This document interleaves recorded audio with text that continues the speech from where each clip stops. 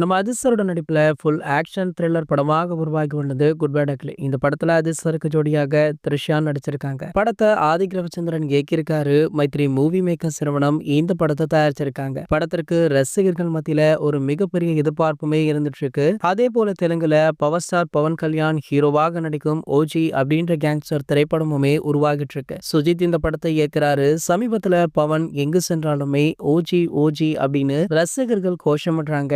இந்த படத்தின் மீது நல்ல கிரேஸ் இருக்கு. இந்த ரெண்டு படங்களுடைய கதை ரீதியாக ஒற்றுமை இருப்பதாக சோஷியல் மீடியாவில் பேசப்படுது. அது என்ன அப்படின்றத பார்க்கலாம். பவன் கல்யாண் அவர்களுடைய ஓஜி, அதிர்சருடைய குட் பேட் அக்லி ரெண்டு படங்களுக்குமே நல்ல கிரேஸ் இருக்கு. சோ ரெண்டு படங்களையுமே பேன் இந்தியன் அளவுல ரிலீஸ் செய்ய பிளான் போட்டிருக்காங்க. இந்த ரெண்டிலுமே கதை கேங்ஸ்டர்களை சுற்றி தான் வருது. குறிப்பாக ஹீரோ மாஃபியா கேங்ஸ்டர். அவர் தன்னுடைய கடந்த காலத்தை விட்டுவிட்டு தற்போதைய வாழ்க்கைய சந்தோஷமாக வாழ்கிறாரு. ஆனா கடந்த காலம் அவரை துரத்தது. மீண்டும் கேங்ஸ்டர் உலகம் அவரை அழைக்குது. தவிர்க்க முடியாத சூழ்நிலையில மீண்டுமே கேங்ஸ்டர் உலகில் நுழைந்து எப்படி தன்னுடைய பழைய பகையை தீர்த்தார் அப்படின்றது தான் கதையாகுமா. ஆனா இந்த ரெண்டு கதைகளுமே ஒரே மாதிரி இருந்தாலுமே ட்ரீட்மெண்ட் வேறுவேறாக இருக்கும் அப்படின்னு சொல்றாங்க.